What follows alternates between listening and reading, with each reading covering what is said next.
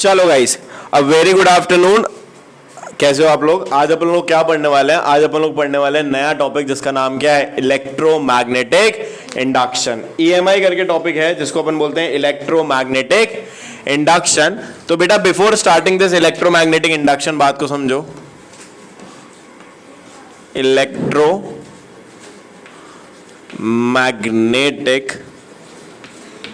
Induction बेटा बहुत ज्यादा इंटरेस्टिंग चैप्टर है, बहुत मजा आने वाली है चैप्टर में, बहुत मजा आएगा। चलो अपन स्टार्ट करते हैं ईएमआई। क्या चालू करते हैं अपन? EMI. Are you getting that? बात समझ में आ रही है? अपन ईएमआई स्टार्ट करेंगे। ईएमआई स्टार्ट करने के लिए आपको सबसे पहली बात ये समझना चाहिए, सबसे पहले देखो, कभी भी कोई भी चैप्टर स्टार्ट करना है आपको उसका नाम बताना चाहिए। नाम में क्या लिखा हुआ है? नाम में लिखा हुआ है इलेक्ट्रोमैग्नेटिक इंडक्शन। क्या लिखा हुआ है? Electromagnetic induction. इलेक्ट्रोमैग्नेटिक इंडक्शन का मतलब क्या होता है? इलेक्ट्रोमैग्नेटिक इंडक्शन का मतलब ये होता है कि अगर हम इलेक्ट्रिसिटी को मैग्नेट से लिंक करें। अरे अभी अपन ने क्या देखा था लास्ट क्लास तक जब अपन मैग्नेटिक फील्ड पढ़ के आए थे कि कोई भी करंट कैरिंग वायर लिया था, उसके बाद जब भी हम क्या कंपास लेके गए थे तो कंपास ने क्या दिया था? डिफ्लेक्शन दिया था। अरे कंपास ने क्या दिया था? डिफ्लेक्शन दिया था। तो उससे हमको एक बात ये पता चली थी कि भैया there is a magnetic field जो उसके आजू बाजू हुई थी, जिसके कारण उसमें क्या आ रहा था? डिफ्लेक्शन आ रहा था। या हम बोलेंगे कि भैया करंट जब जा रहा था तो उसके आजू बाजू जो कंपास था उस कंपास में डिफ्लेक्शन आया था, कहीं ना कहीं उसके अंदर इंफ्लुएंस आया था। अब हमको जो पढ़ना है वो है इलेक्ट्रोमैग्नेटिक इंडक्शन। इलेक्ट्रोमैग्नेटिक इंडक्शन से मतलब ये है कि अगर हम मैग्नेट को लेके आए, दिमाग यहां तक तो चल गया था कि भैया अगर इलेक्ट्रिसिटी है तो उससे मैग्नेटिज्म आ रहा है, तो दिमाग ये लगाया गया कि भैया अगर मैग्नेट है तो क्या मैग्नेट से हम इलेक्ट्रिसिटी बना सकते हैं? हाँ, बात ये थी कि अगर इलेक्ट्रिसिटी से मैग्नेटिज्म आ रहा है तो क्या मैग्नेटिज्म से इलेक्ट्रिसिटी आएगी? हाँ आ सकती है। अरे मुर्गी से अंडा आया तो अंडे से मुर्गी आएगी कि नहीं आएगी? आएगी। तो ऐसी इलेक्ट्रिसिटी से मैग्नेटिज्म आ रहा है तो मैग्नेटिज्म से इलेक्ट्रिसिटी आएगी? आएगी। वही चैप्टर में पढ़ना है हमको कि इलेक्ट्रोमैग्नेटिक इंडक्शन। मैग्नेट की मदद से हमको क्या करना है? मैग्नेट की मदद से हमको इलेक्ट्रिसिटी जनरेट करानी है। मैग्नेट की मदद से जब हम इलेक्ट्रिसिटी जनरेट कराएंगे उसको हम बोलते हैं इलेक्ट्रोमैग्नेटिक इंडक्शन। अब इसमें चैप्टर चालू करने से पहले सबसे पहले हमको एक टॉपिक को पढ़ना पड़ेगा। वो टॉपिक को हम देखते हैं क्या है। उसका नाम है मैग्नेटिक फ्लक्स। क्या नाम है उसका? मैग्नेटिक। साथ साथ नोट करते चलना बेटा आप लोग। क्या नाम है इसका? Magnetic flux denoted by phi, और यहां रख देना बी। गाइस आप लोगों को याद होगा थोड़ा बहुत कि हमने क्या पढ़ा था? हमने मैग्नेटिक इलेक्ट्रिक फ्लक्स पढ़ा था। अरे हमने क्या पढ़ा था? इलेक्ट्रिक फ्लक्स पढ़ा था। याद होगा आपको कि the number of lines passing through close surface. अरे पासिंग थ्रू क्लोज सरफेस। अब याद होगा मैंने आपको बताया था एक टायर लो, पीछे अपना गन्ने का खेत है, टायर को ऐसे फेंक दो तो जितने गन्ने उस टायर में से पास हो जाएंगे वो क्या जनरेट, क्या कहेंगे उसको हम? फ्लक्स। क्या कहेंगे हम उसको? फ्लक्स। तो फ्लक्स की डेफिनेशन बहुत आसान है। तो number of field line, magnetic field line passing through a close surface, the number of magnetic field line passing through a surface, passing through a surface. क्या बोला बेटा मैंने? The number of field line passing through a surface is called as what? Is called as flux. Is called as flux. कौन सी flux? Electric के magnetic? Magnetic. कौन सी flux? Magnetic. क्या बोला? The number of magnetic field line passing through a surface is called as what? Is called as flux. इसका formula समझते हैं। देखो कोई भी चीज याद नहीं करना, हम इसका फॉर्मूला डिराइव करने की कोशिश करेंगे। समझो, अगर मैं आपको बोलूं कि एक क्लोज सरफेस है आपके पास, समझ लेते हैं ऐसी, मान लेते हैं क्लोज सरफेस, कोई दिक्कत नहीं। अब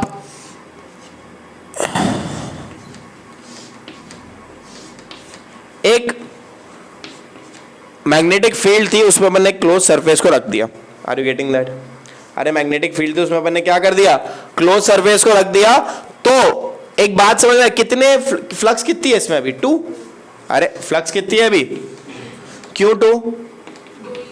क्योंकि 2 लाइन पास हो रही है। हाँ या ना? सपोज ये करते हैं, अगर अपन ने बोल दिया कि भैया मैग्नेटिक फील्ड लाइन बढ़ा दी। अरे मैग्नेटिक फील्ड लाइन क्या कर दिया अपन ने? बढ़ा दी। तो एक बात बताओ, मैग्नेटिक फील्ड लाइन अगर अपन बढ़ाएंगे तो आपको याद होगा अपन ने मैग्नेटिक फील्ड जब पढ़ा था चैप्टर, तब अपन ने देखा था कि अगर एक मैग्नेट है तो उसमें जब यहां मैग्नेटिक फील्ड स्ट्रांग रहेगी या वीक रहेगी? अच्छा, मैग्नेटिक फील्ड कहां से निकलती है, कहां एंटर करती है? नॉर्थ से निकलती है, साउथ में एंटर करती है। याद आ रहा है? अरे एक प्रॉपर्टी पढ़ी थी अपन ने, और मैंने आपको बताया था कि पोल्स के पास डेंस रहती है या दूर दूर रहती है? डेंस रहती है, हाँ या ना? तो अगर अपन अच्छा यहां जाएंगे तो यहां कम हो जाती है, बढ़ जाती है? कम हो जाती है। यहां क्या हो जाती है? तो बच्चों एक बात को समझना, अगर यहां पे तो बोलेंगे यहां पे स्ट्रॉन्ग मैग्नेटिक फील्ड रहती है। तो अगर मैग्नेटिक फील्ड बढ़ाएंगे तो लाइंस पास पास आ रही है कि दूर दूर जा रही है? पास पास। अरे यहां मैग्नेटिक फील्ड ज्यादा है या कम है? ज्यादा। तो अगर मैग्नेटिक फील्ड बढ़ा रहे हैं तो लाइन पास पास आ रही है या दूर जा रही है? पास पास आ रही है। तो अगर मैग्नेटिक फील्ड को बढ़ा दिया, बी को मैंने क्या कर दिया? इंक्रीज कर दिया। बी को क्या कर दिया? इंक्रीज कर दिया। अभी सेम वही का वही अपने पास एक सरफेस थी, अब मैंने बी को इंक्रीज कर दिया, तो मैग्नेटिक फील्ड पास पास आ जाएंगी? अरे आएंगी या नहीं आएंगी? आ जाएंगी। तो फ्लक्स बढ़ गई या कम हो गई? अरे बढ़ गई या कम हो गई? 4 हो गई, हाँ या ना? नहीं समझ में आया? आ गया पक्का? मैग्नेटिक फील्ड बढ़ गई या कम हो गई? बढ़ गई, पक्की बात। तो एक बात हमको समझ में आ रही है क्या, कि मैग्नेटिक फील्ड के बढ़ने से फ्लक्स बढ़ेगी, यस और नो? मैग्नेटिक फील्ड के बढ़ने से फ्लक्स बढ़ेगी या कम होगी? प्रूफ भी करा अपन ने। अरे करा या नहीं करा? आया पक्का। मैग्नेटिक फील्ड के बढ़ने से फ्लक्स बढ़ेगी या कम होगी? बढ़ेगी 100%। तो भैया डायरेक्टली प्रोपोर्शनल होगा कि नहीं होगा? अरे होगा कि नहीं होगा? होगा। अब मान लेते हैं ये जो अपने पास एरिया था, ये जो अपने पास एरिया था, इस एरिया को बड़ा कर दिया। ये जो अपने पास इतना बड़ा एरिया था, इसको मैंने क्या कर दिया? बड़ा कर दिया। तो अब मैं तो एक बात बताओ, अभी भी सेम मैग्नेटिक फील्ड पास हो रही है, तो फील्ड लाइन उतनी ही जाएंगी जितनी छोटे में जा रही थी, या ज्यादा चली जाएंगी? ज्यादा जाएगी, ऑब्वियसली ज्यादा जाएगी। क्यों ज्यादा जाएगी? बड़ा हो गया तो सरफेस एरिया बढ़ने से मैग्नेटिक फील्ड लाइन भी क्या हो गई? बढ़ गई। तो फ्लक्स बढ़ी या कम हुई? कितनी हो गई? 1 2 3 4 5। कितनी हो गई फ्लक्स? यस और नो? तो दूसरा चीज हमने क्या समझा, कि magnetic field is directly proportional to what? Area. Magnetic field is directly proportional to, yes और नो? पक्की बात। तो जब ये भी आपको समझ में आया, तो क्या मैं बोल सकता हूं कि फ्लक्स जो रहेगी वो डायरेक्टली प्रोपोर्शनल है बी से भी, वो डायरेक्टली प्रोपोर्शनल है ए से भी। तो क्या फ्लक्स हो जाएगी बी डॉट ए? अरे हो जाएगी या नहीं हो जाएगी? पक्की बात। अरे 100%। कोई दुख समस्या परेशानी हो तो बताओ। नहीं? अच्छा, मैग्नेटिक फ्लक्स हमेशा सरफेस से कैसी रहती है? परपेंडिकुलर। कैसी रहती है वो? परपेंडिकुलर। और कुछ याद तो नहीं आ रहा इससे? देखा, लोकेश हंस दिया। इसके घर, इसको फोकस करो, इसको समझ में आ चुका है किसकी बात हो रही है। ये होशियार बच्चा है। आ रही क्या बात समझ में? अपने को मालूम है, मैं परपेंडिकुलर का साइन बोल रहा हूँ, ऐसा ही होता है। ये है, ये ऐसे ही परपेंडिकुलर साइन होता है ना, और कोई सा साइन नहीं होता है। ये होता है, ऐसा भी होता है। हाँ ठीक है अक्षत, दिखवाते हैं घर पे video. Are you getting that? तो B डॉट ए, अच्छा डॉट लगा हुआ है तो क्रॉस प्रोडक्ट है कि मतलब स्केलर प्रोडक्ट है कि वेक्टर प्रोडक्ट है? सर 11 जाना पड़ेगा। ये तो क्या 12th ही नहीं बन रही अभी तो हमसे, 11th पूछ रहे हो? दुनिया ही बेटा। डॉट अगर है तो स्केलर प्रोडक्ट होता है, क्रॉस अगर है तो मैग्नेटिक फ्लक्स कैसी हो गई? स्केलर या वेक्टर? Scalar quantity. तो लिख भी सकते हो कि it is a scalar quantity. It is a scalar quantity, yes और नो? अरे बात समझ में आ रही है? फॉर्मूले में अगर यूनिट प्रूव करनी है तो बी की यूनिट क्या होती है? टेस्ला। बी की यूनिट क्या होती है? एरिया काय में होता है? मीटर स्क्वायर में। तो क्या हो जाएगी? Tesla meter square. इसको एक और यूनिट से जाना जाता है जिसको बोलते हैं वेबर्स। क्या बोलते हैं हम इसको? Weber. Are you getting that? अरे बात समझ में आ रही है? इसका एक और फॉर्मूला मार्केट में देखने को मिलेगा। मार्केट में उसका एक और फॉर्मूला क्या देखने को मिलता है बताता हूँ। मार्केट में जो देखने को मिलेगा वो मिलेगा phi B is equals to B dot A cos theta. क्या मिलता है? B dot A cos theta. Are you getting that? क्या आता है? B dot A cos theta. Suppose कर लेते हैं ये सरफेस है, एक मैग्नेटिक फील्ड जा रही है, ये एरिया है, ये बी है। क्या बी ये वाला ले सकते हैं क्या हम? अरे क्या बी वाला ले सकते हैं? नहीं ले सकते। क्यों नहीं ले सकते? क्योंकि सरफेस के क्या होना, परपेंडिकुलर। मान लेते हैं बी, अच्छा ये कॉस थीटा एंगल किसके बीच में? बेटा ये कॉस थीटा एंगल है मैग्नेटिक फील्ड और एरिया के बीच में। Are you getting that? ये सरफेस एरिया, अरे ये क्या है, सरफेस एरिया। ये मान लो सरफेस एरिया, तो इसका ये ए हो गया, और यहाँ से अगर मैग्नेटिक फील्ड निकल रही है तो ये दोनों का एंगल कितना हो जाएगा? 0। अरे दोनों का एंगल कितना हो जाएगा? सपोज कर लेते हैं ये आपका क्या है, ये सरफेस एरिया है, यहाँ से आप मैग्नेटिक फील्ड को निकाल रहे हो, यहाँ से क्या कर रहे हो अपन, ये मैग्नेटिक फील्ड को निकाल लिया अपन ने। बात समझ में आ रही है? और एरिया भी मान लेते हैं, एरिया भी इसका इसी डायरेक्शन में, तो दोनों के बीच का एंगल कितना हो गया? 0। और cos 0 क्या होता है? cos 0 क्या हो जाता है? 1। तो जब दोनों पैरेलल होगी, कौन, बी और ए, तो फ्लक्स कैसी हो जाएगी? मैक्सिमम। अबे आया कि नहीं आया? मैक्सिमम की कंडीशन क्या रहेगी जब दोनों कैसे रहेंगे? कौन दोनों? एरिया और magnetic field. Magnetic field, area और मैग्नेटिक फील्ड दोनों कैसे रहेंगे? पैरेलल रहेंगे, तो फ्लक्स कैसी रहेगी? cos थीटा किसके बीच का एंगल है? एरिया और मैग्नेटिक फील्ड का। एरिया और मैग्नेटिक फील्ड के बीच का angle cos theta. cos theta इनके बीच का एंगल है। मगर ये ले सकते हैं क्या? नहीं। तो फिर हमको क्या करना पड़ेगा? कंपोनेंट लेने पड़ेंगे। थीटा के साथ वाला कंपोनेंट को क्या करेंगे? B cos theta. अरे थीटा के साथ वाले कंपोनेंट को क्या बोला? B cos theta. थीटा से दूर वाले कंपोनेंट को B sine theta. Are you getting that? Sine theta भी हमारे कोई काम का है क्या? नहीं, वो तो पैरेलल हो गया। मतलब मैग्नेटिक फील्ड ये है, ये सॉरी ये एरिया है, यहाँ से निकल रहा था ये, और यहीं से निकली क्या, ये हमारा ये सरफेस एरिया और ये हमारी फ्लक्स, दोनों एक दूसरे के पैरेलल हो गई। आरी बात से? अब कैसी जा रही है हमारी? ऐसी जा रही है। तो हमने दो कंपोनेंट निकाले, एक इधर वाला, एक नीचे वाला। नीचे वाला कोई काम का है क्या? तो साइन थीटा कोई काम का है क्या? नहीं, सिर्फ काम का क्या है? Cos theta. आ रही क्या बात समझ में? Are you getting that? फटाक से नोट कर लो उसको 1 मिनट में।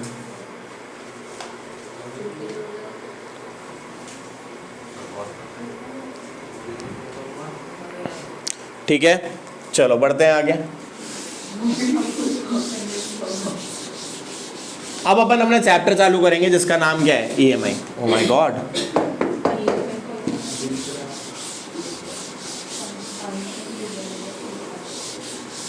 सफेदी की चमकार आ गई है। किसी को मेकअप करना है क्या? जो आजकल तुम पाउडर लगाते हो, फ्री में मिलेगा, फ्री में। पढ़ाई के साथ powder free, free free free. Vibhuti, पढ़ाई के साथ पाउडर फ्री। अच्छा हाँ, पढ़ाई भी ज़रूरी है, सिर्फ पाउडर से काम नहीं होगा। सफ़ेदी की चमकार कहीं और, ठीक है कोई बात नहीं। अब आगे बात करते हैं अगला। अब देखो ये EMI का जो कंसेप्ट है, ये EMI का कंसेप्ट में हमारे एक अंकल बहुत ज़्यादा हेल्पफुल रहे हमारे जीवन में। उन्होंने बहुत सारे चैप्टर लाए। उन अंकल का नाम था Faraday.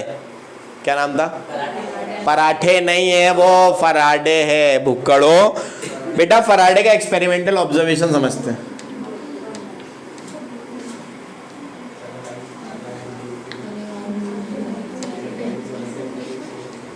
Faraday experimental observation. Faraday uncle ने जीवन के बहुत महत्वपूर्ण समय दिया, और समय देने के बाद उनने ये भी हमको बताया कि भैया क्या होगा क्या नहीं होगा। सबसे पहले उनने ये बताया, उनने कुछ चीज़ें बताई। पहली चीज़ अगर अपन समझे, मान लेते हैं एक मैग्नेटिक फील्ड है जो कि चेंजिंग है। इसका मतलब क्या है? मैग्नेटिक फील्ड कहाँ जा रही है? अंदर जा रही है। अरे मैग्नेटिक फील्ड कहाँ जा रही है? हाँ या ना? पक्की बात, याद आ रहा है? मान लेते हैं जो मैग्नेटिक फील्ड है वो चेंजिंग है, बदलती जा रही है। मैग्नेटिक फील्ड कैसी है बेटा? चेंजिंग मैग्नेटिक फील्ड है। मतलब मैग्नेटिक फील्ड क्या हो रही है? बदल रही है। अगर मैग्नेटिक फील्ड बदल रही है तो एक बात को समझो, बीच में मैंने कंडक्टिंग कॉइल रख दी। इसका नाम क्या है? Conducting coil. This is what? Conducting coil. अब देखो अगर मैग्नेटिक फील्ड चेंज हो रही है, मैंने आपको बताया कि अगर एक कंडक्टिंग कॉइल है, मान लेते हैं जैसे कि कुछ भी ले लेते हैं, ये कंडक्टिंग कॉइल है, ये क्या है हमारे पास एक कंडक्टिंग कॉइल। इसको अगर मैग्नेटिक फील्ड में रखेंगे तो इसके ऊपर क्या आएगा, करंट आएगा। इसके ऊपर क्या आ जाएगा, करंट आ जाएगा। बात को समझना कि मैग्नेटिक फील्ड के कारण, क्या बोल रहा हूँ मैं, मैग्नेटिक फील्ड के कारण क्या हो रहा है, करंट आ रहा है। अब भैया उनने ऑब्जर्वेशन जब किया तो ये उनने एक वायर ले लिया जिसमें करंट था, यहाँ एक कंपास ले लिया, उनने देखा डिफ्लेक्शन आया। अरे आया कि नहीं आया समझ में। अब उनने क्या करा, उनने एक मैग्नेट को लिया, उनने एक वायर को लिया, दोनों को आजू बाजू में रख दिया। ठीक है, ये मैग्नेट इतना बड़ा, ये वायर, ये वायर, ये वायर, ये मैग्नेट रख दिया।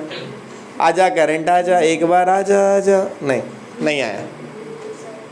बोले यार एक काम करो, अपन ने गद्दारी करी। क्या गद्दारी करी, बोले अपन मैग्नेट छोटा लाए, बड़ा मैग्नेट लाते। बड़ा मैग्नेट आ गया, बड़ा मैग्नेट रख दिया तो भी कुछ नहीं हुआ।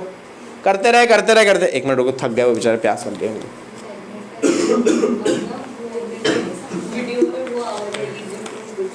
हाँ, अब मान लेते हैं उन्होंने बड़ा मैग्नेट भी लिया तो भी कुछ भी नहीं हुआ।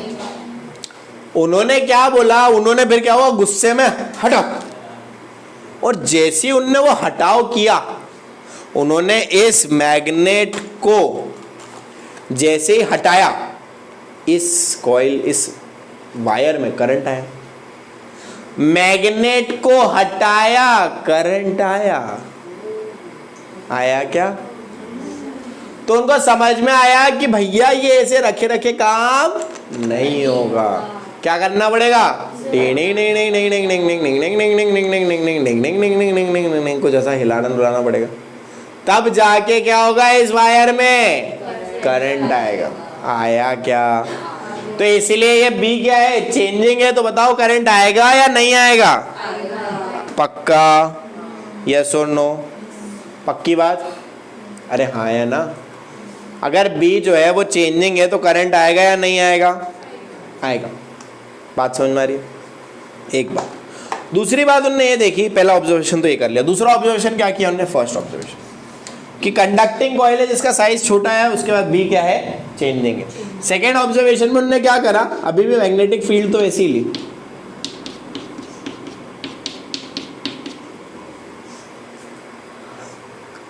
अब भैया मैग्नेटिक फील्ड को फिक्स कर दिया, और वो जो है क्या, अपना जो कॉइल था उसका साइज को कम ज़्यादा करने लगे, तो फिर से हिल रहा है, वो हिल रहा है तो फिर से उसमें क्या आएगा, करंट आएगा।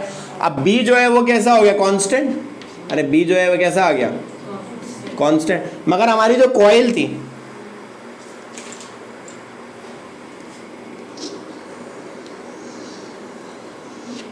हमारी जो कॉइल थी, इसकी जो रेडियस थी, पहले मान लो ये स्मॉल आर थी, फिर धीरे से बड़ी हो गई।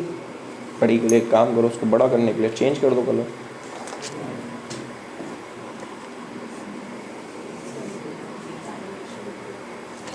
अब उसकी साइज क्या हो गई, बड़ी हो गई,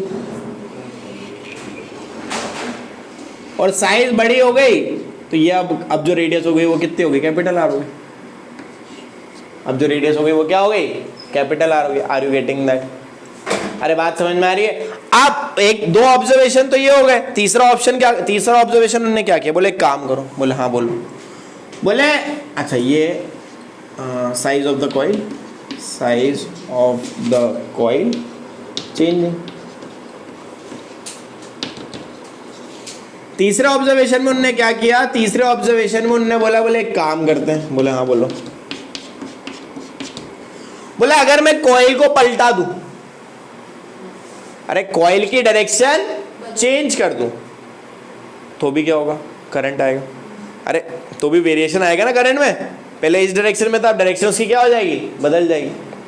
आर यू गेटिंग दैट? तो हमने क्या करा, इस बार कॉइल को पलटा दिया, कॉइल ऐसी थी, अब उसको उठा के पलटा के अपन ने ऐसी लगा दी, कोई दिक्कत नहीं है।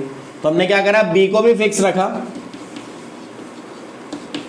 साइज को भी फिक्स रखा, मगर हमने डायरेक्शन को क्या कर दिया, चेंज कर दिया, तो भी क्या हुआ, करंट आया, तो भी क्या हुआ, करंट आया। तो अब इन सारी ऑब्जर्वेशन से फराडे ने कंक्लूजन निकाला कि इसके कारण क्या हो रहा है, इसके कारण फराडे ने एक बात देखी कि भैया एक करंट जनरेट हो रहा है, मगर वो करंट कब तक के लिए जनरेट हो रहा है, जब तक हम ये कर रहे हैं।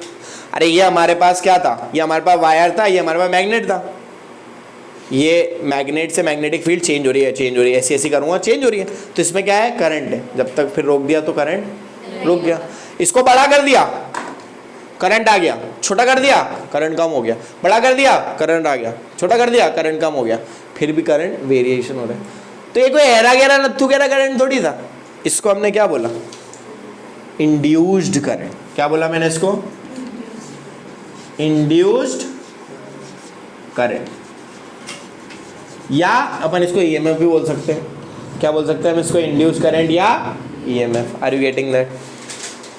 तो ये क्यों हो रहा है, एक बात को देखो, ये इंड्यूस्ड ईएमएफ आ क्यों रहा है। मेरे को एक बात बताओ, ये बी चेंज हो रही है, पहले बी कम थी, तो इस वजह से मान लो एक ही मैग्नेटिक फील्ड लाइन पास हो रही थी, अब बी बढ़ गई। मैग्नेटिक फील्ड बढ़ने का मतलब क्या है, ज्यादा मैग्नेटिक फील्ड लाइन हो गई, ज्यादा हो गई तो इसके अंदर से क्या हो गई, ज्यादा मैग्नेटिक फील्ड लाइन पास हो गई। तो फराडे अंकल ने देखा कि एक्चुअली में हो क्या रहा है, मैग्नेटिक फ्लक्स बदल रही है। नहीं आया समझ में? अरे बात को समझो, अभी क्या हो रहा है, बी जो है वो चेंज हो रही है, बी जो है वो क्या हो रही है, चेंज हो रही है। अब ये सेंटर में मान लेते हैं अभी एक मैग्नेटिक फील्ड लाइन पास हो रही है, अब मैग्नेटिक फील्ड को बढ़ा दिया, पहले इसमें से एक पास हो रही थी, अब क्या हुआ, मैग्नेटिक फील्ड लाइन को बढ़ाया तो 1 2 3 4 पास होने लगी, तो फ्लक्स बदल गई। तो फराडे अंकल के हिसाब से बोले यार, बोले फ्लक्स में चेंज आया, इसीलिए क्या जनरेट हुआ, इंड्यूस करंट या induce EMF. Are you getting that? इसमें देखो एरिया बढ़ा दिया, अब मेरे को पता है एरिया बढ़ाएंगे तो नंबर ऑफ फील्ड लाइन बढ़ जाएगी, कम हो जाएगी, बढ़ जाएगी। नंबर ऑफ फील्ड लाइन क्या हो जाएगी, बढ़ जाएगी, तो मैग्नेटिक फ्लक्स बढ़ जाएगा, मैग्नेटिक फ्लक्स, और मैग्नेटिक फ्लक्स बढ़ गया मतलब क्या आ गया, हाँ या ना। अच्छा यहां पे क्या हो रहा है, उसको पलटा दिया मतलब एंगल चेंज हो रहा है। अरे ये कॉइल ऐसी थी, अब उसको ऐसी कर दी, एंगल बदल रहा है, एंगल बदलने के कारण भी क्या हो रहा है, फ्लक्स चेंज हो रहा है। तो इंड्यूस्ड, ये करंट का कारण क्या है, करंट का कारण एक तो क्या है, बी। अरे एक कारण क्या हो गया, मैग्नेटिक फील्ड का चेंज होना, दूसरा कारण क्या हो गया, एरिया का चेंज होना, और तीसरा कारण क्या हो गया, कॉस थीटा का चेंज होना। अरे हाँ या ना? और तीनों तुमको याद होगा कि फ्लक्स भी किसके कारण बनती है, ए के कारण, बी के कारण और कॉस थीटा के कारण। हाँ या ना?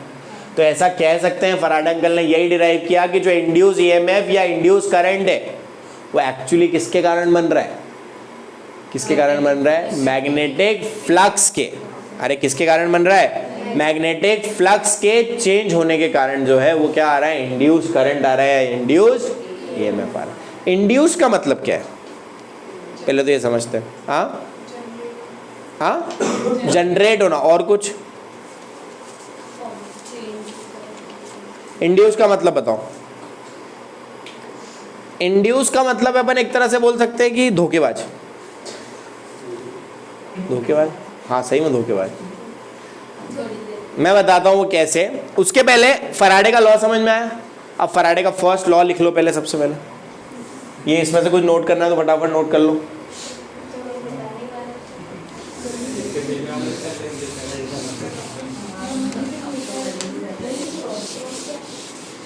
क्रॉस क्रॉस मैग्नेटिक फील्ड है। मैग्नेटिक फील्ड जब अंदर जा रही है तो उसको क्रॉस से डिनोट करते हैं, जब बाहर आ रही है तो उसको डॉट से डिनोट करते हैं। इसीलिए कहते हैं रोज क्लास आना चाहिए। अब बोर्ड के अंदर फराडे एक्सपेरिमेंटल लॉ हो गया। फराडे के लॉस पढ़ेंगे अपन। फराडे के क्या पढ़ेंगे अपन, लॉस।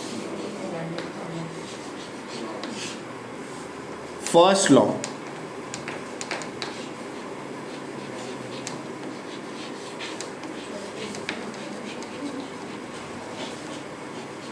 लिखो। फर्स्ट लॉ लिखो फराडे का। Whenever there is a change in the magnetic flux, whenever there is a change in a magnetic flux. Whenever there is a change in a magnetic flux linked with a conductor, linked with a conductor, and EMI is induced in the conductor, and EM is induced, या EMF भी कर सकते हैं उसको, and EMF is induced in the conductor, and EMF is induced in the conductor. Are you getting that? और एक और line,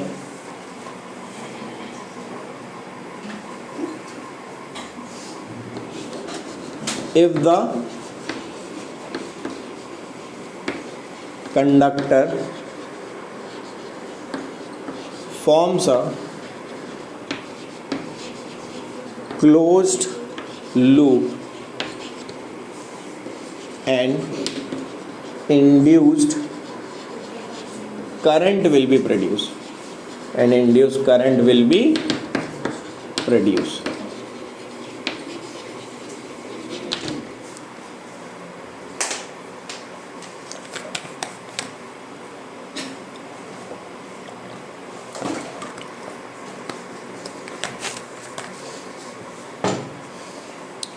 And flow through it, and flow through it. बात तो समझो, वो ये बोलना चाह रहा है कि मान लेते हैं ये एक मैग्नेटिक फील्ड थी, क्या थी, ये एक मैग्नेटिक फील्ड थी। इसमें आपने क्या करा, इसमें आपने एक कंडक्टर को रख दिया, मान लेते हैं ये कंडक्टर। इस कंडक्टर के रखने के कारण उसमें क्या जनरेट हुआ है, ईएमएफ या ईएमआई बोल दो, क्या जनरेट हुआ है कि ईएमएफ या ईएमआई, करंट जनरेट हुआ क्या? नहीं। क्यों नहीं? क्यों हुआ? अब एक बात तो समझो, करंट कब जनरेट होगा ये तो समझो। हर कोई ऐरा कहना रत्तू कह रहा ऐसे कभी कभी करंट थोड़ी जनरेट होगा। मेरे को एक बात बताओ, कॉमन सेंस लगाना, ये एक कंडक्टर था, ये कंडक्टर यहाँ पे रखा हुआ था, तो इसमें एक ईएमएफ जनरेट हो गया, मान लिया कि भैया इसमें कोई ना कोई एक पोटेंशियल आ गया, बैटरी जैसा काम करने लगा, क्या इसमें करंट जनरेट हुआ? ये कंडक्टर है, और करंट कब तक जनरेट नहीं होगा, जब तक क्या नहीं कंप्लीट हो, एक सर्किट, जब तक वो क्लोज्ड कंडक्टर नहीं हो या क्लोज सर्किट नहीं हो, जब तक उसके अंदर करंट जनरेट नहीं हो सकता। इसलिए तो ये लाइन लिखी है मैंने, क्या, if the conductor form a close loop, if conductor form a close loop, बहुत इंपॉर्टेंट है क्लोज लूप, तभी क्या जनरेट होगा, एक इंड्यूस्ड करंट। अगर क्लोज लूप नहीं है तो कोई इंड्यूस्ड करंट जनरेट नहीं हो सकता। आ रही क्या बात समझ? अगर क्लोज लूप है तभी क्या जनरेट होगा, एक करंट, अदरवाइज करंट जनरेट नहीं होगा। कुछ समझ में आया क्या? अरे आ रही या नहीं आ रही बात? उसका अगर आपको समझना है तो वो कुछ नहीं है, सिंपल सा फंडा था कि भैया मान लेते हैं ये कंडक्टर की कॉइल है, ठीक है, यहाँ एक गैल्वेनोमीटर लगा दो,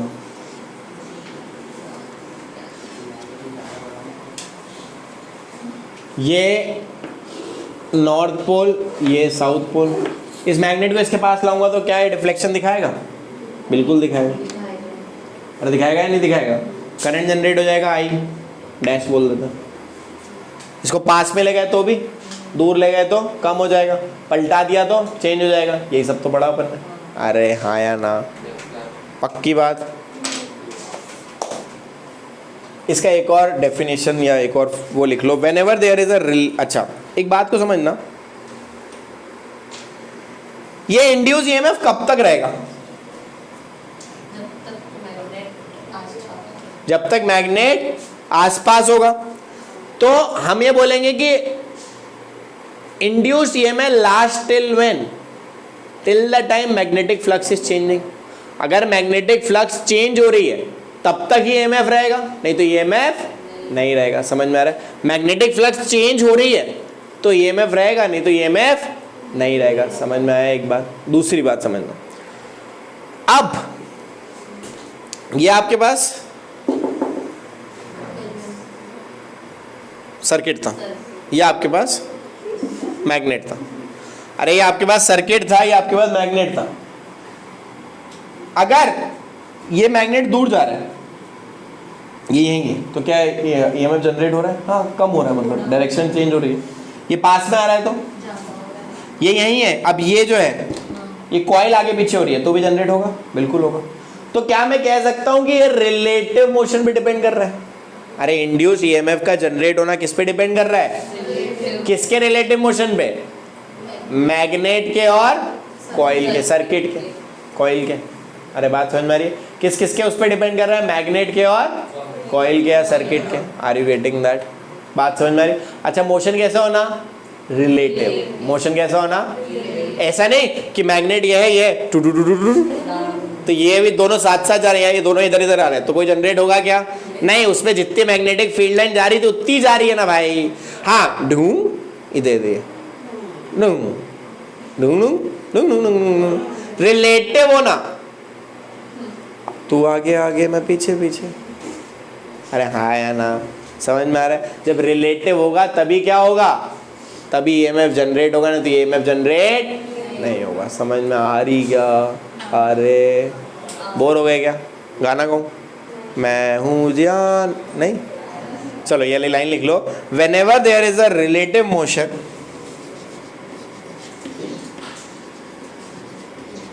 whenever there is a relative motion, whenever there is a relative motion between a coil and magnet,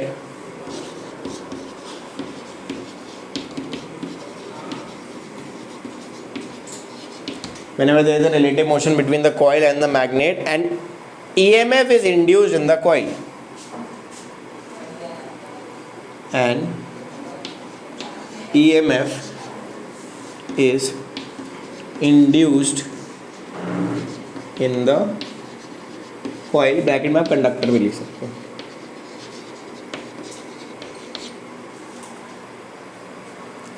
If the closed circuit is there, then there is a induced current will be produced.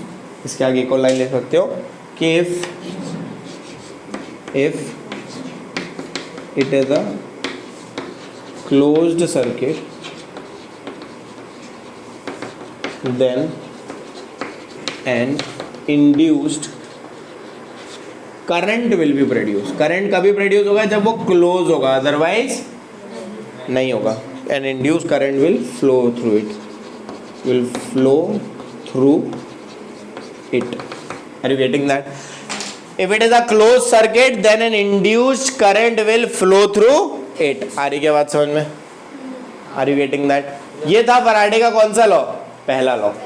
This is Faraday first law. Next class में अपन क्या करेंगे? Next class में अपन Faraday का second law करेंगे। कायदे से करना तो अभी था, बाकी कोई बात नहीं। साथ में अपन लेंजेस लॉ को भी समझ लेंगे।